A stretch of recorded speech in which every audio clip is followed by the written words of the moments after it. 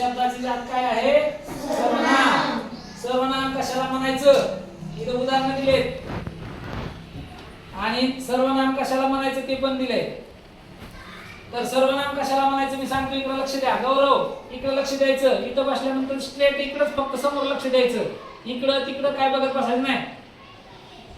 नाम शिकलात तुम्ही. नाम कशाला म्हणायचं आपण? वस्तू, व्यक्ती, प्राणी, ठिकाण कशाचं बी नाव असेल त्याला आपण नाम म्हणतो. बरोबर का नाही? कुठल्याही ठिकाणाला, व्यक्तीला, वस्तूला, प्राण्याला जे दिलेलं नाव असतं त्याला आपण काय म्हणतो? नाम असं म्हणतो. आता सर्वनाम शिकायचे आपला. नामाऐवजी येणाऱ्या शब्दाला सर्वनाम असे म्हणतात. बघा सर्वनाम कशाला म्हणायचं नीट व्याख्या ऐका. नामाऐवजी येणाऱ्या शब्दास सर्वनाम असे म्हणतात. कशाला म्हणायचं सर्वनाम?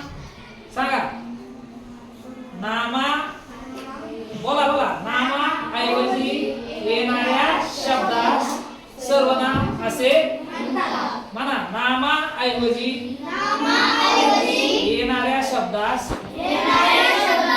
सर्वनाम असे म्हणतात. हे पहा किती सोपं आहे. इथं मी, तू, तो, ती, ते, आपण, तुम्ही, आम्ही हे काय आहे?